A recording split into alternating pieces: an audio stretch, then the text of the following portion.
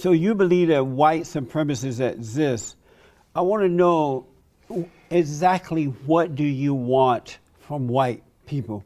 What I want for them to stop practicing white supremacy and replace the system of white supremacy with justice. I want them to redistribute the maldistributed resources that come with systematic white supremacy. I want them to punish. You want reparations? Does that mean reparations? You can call it whatever. I don't. But is that what you're saying for the understanding? Redistributed resources that were maldistributed because blacks had their resources maldistributed. We were denied things, and it was codified by the government. Do you agree with that? Meaning reparations, right? Well, we were denied things that were codified by the government. The government like sanctioned what, for example? With jobs, housing, health, all types of not reparations, but all types of resources that were given to the dominant society. The dominant society, meaning white supremacists, they've been giving reparations for the last 200 or 300 years. Amazing. So, right. And so you want reparations from white people exactly. You want them to stop being white supremacists. Reparations from white people, or the resources that were generated from free African labor.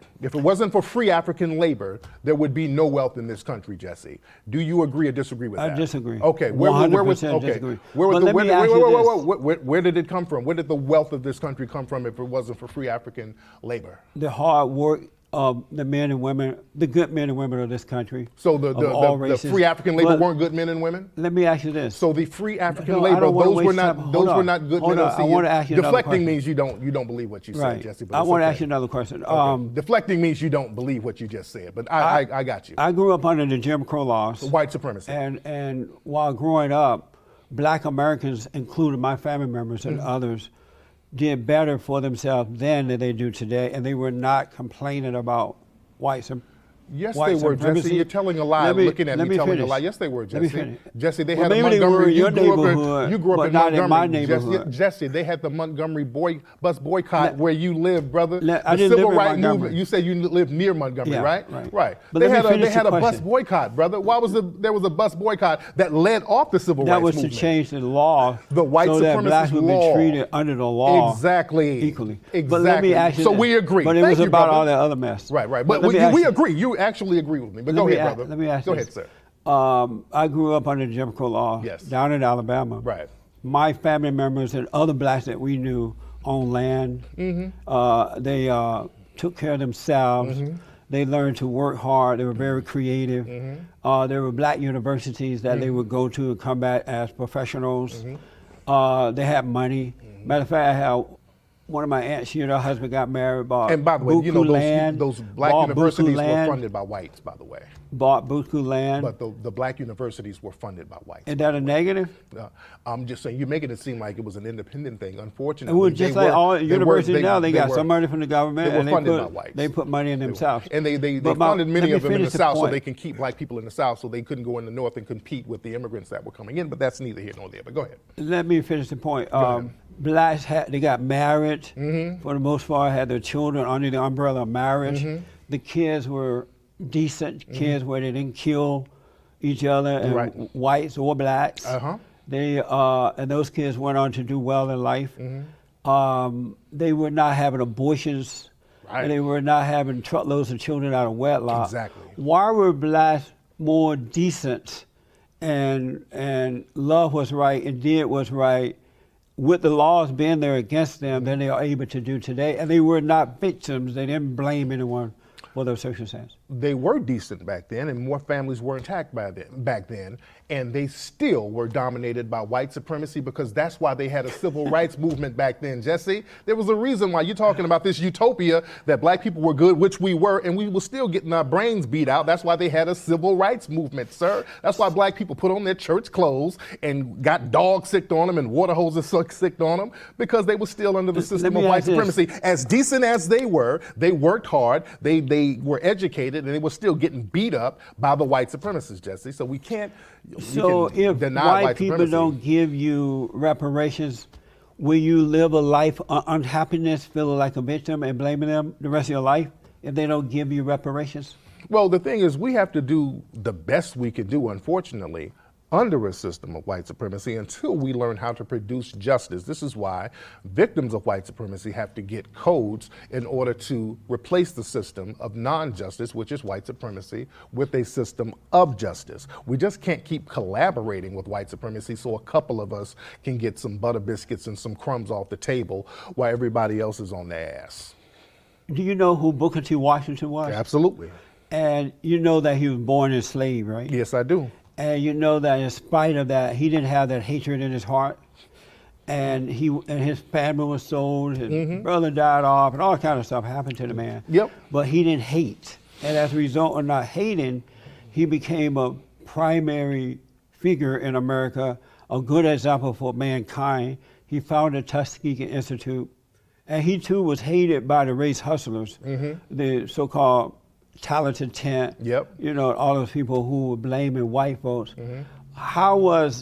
Do you admire him? I love Booker T. Washington. And you know what why? did you love about him? I love Booker T. Washington because he learned how to hustle white supremacists. He knew how to get out there and get all that money from those white supremacist philanthropists, and he would go to black people and say, cast down your buckets where you are. He gave a very famous speech that a lot of black people were upset about. They kind of thought he was cooning a little bit too, but secretly, you look at his autobiography and his diary, Booker T. Washington couldn't stand white supremacists, and he secretly funded black radical groups at the time, and this is why the federal government had to put agents on him like R.R. Moten and all these people to kind of watch. Who told you all that? I read. You made that. Who did you read that from? I read. There's a lot of books about Booker T. Washington that you need to really read up on. There's a lot of. He couldn't stand white supremacists, and he got that money, and he. That's not true about him. Oh, that is Booker true. T. Washington was not into the white supremacy thing. Oh, yes, and he was. Booker He knew what the game was. Booker T. talked about the black race hustlers back then. It's documented as fact. they are he today. Was conning. He was hustling. W.D. Du Bois and all those guys hated Booker T. because he wasn't hated the white man. Was hustling, and no, I love that. That's not true. Booker T. Washington, yes, he did. It's unfortunate. Just like you're hustling the white supremacists too. And that's why I like you. That's why I'm here. Usually people who are classified as coons, I don't mess with them, but I like you because I know you know how to hustle these white supremacists by regurgitating their talking points, and they pay you and they give you stuff. And I tip my hat to that. Do you believe in good and evil? Of course. You believe there's good and there's evil? Of course. And what do you and believe? You're good the way you hustle what these white supremacists. What do you believe about good and evil?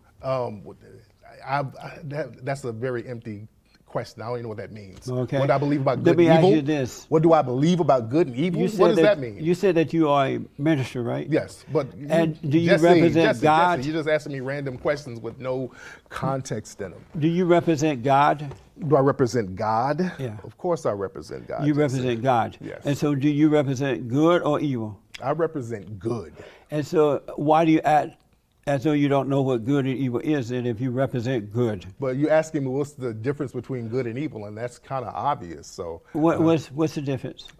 Good means you practice justice. Evil means you practice non-justice. That's all it means. Amazing. And justice means you guarantee that nobody's mistreated, and you guarantee those who need the most constructive help get the most constructive help. That's the basic definition of justice and the basic definition of good. Do you love all white people?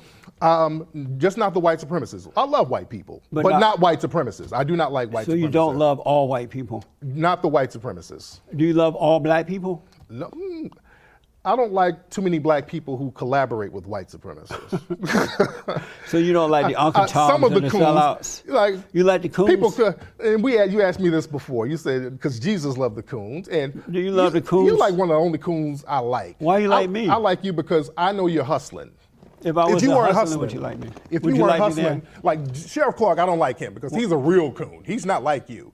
I think when Sheriff Clark looks in the mirror, he calls the police on himself because there's a Negro in the house.